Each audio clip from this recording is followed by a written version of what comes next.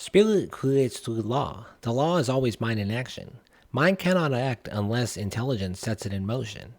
In the great universal mind, man is the center of intelligence, and every time he thinks, he sets mind into action. What is the activity of this mind in relation to man's thoughts? It has to be one of mental correspondence. That is, mind has to reflect whatever thought it casts into it. Wonderful as universal mind is, it has no choice but to create whatever thought it is given. If it could contradict that thought, it would not be a unit, since this would be recognizing something outside itself. This is a point in truth which should not be overlooked. The one mind knows only its own ability to make whatever is given it. It sees no other power and never analyzes or dissects. It simply knows, and the reason why people do not understand this is that they have not realized what mind is. The ordinary individual thinks of mind only from the limitation of his own environment. The concept he has of mind is the concept of his own thinking, which is very limited.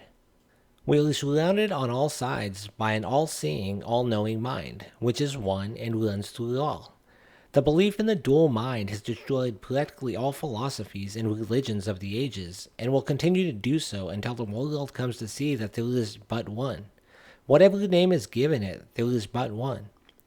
Our thought, operative through this one, produces all our affairs. We are all centers in this mind, centers of creative thought activity. There is nothing which appears in the manifest universe other than an objectified thought, whether it be a bump on the head, a growth on the foot, or a planet. It could not be there were it not made out of mind, for the mind is all there is to make anything out of.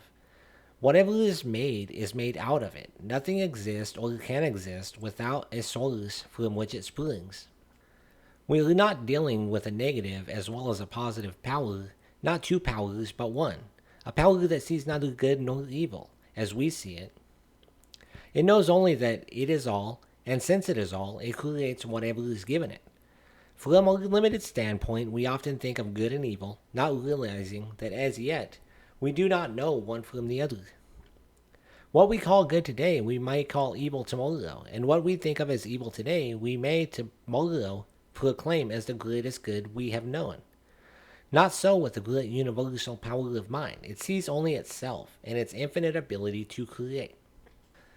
To the thinking individual, this will mean much. He will see that he is no longer living in a limited universe, a world of powers, but he is immersed in an infinite creative medium, which, because of its nature, has to create for him whatever he believes. Jesus understood this, and in a few simple words, laid down the law of life. It is done unto all people as they believe. This is a good thing to keep in mind. It is done unto us. We do not have to do it, for it is done unto us of a power that knows itself to be all there is. Could we even believe that some material mountain would be moved, the power is there to do it. Without this belief, there is no real impulse for the creative mind, and we do not get an affirmative answer. We must realize more clearly that this great power has to operate through us.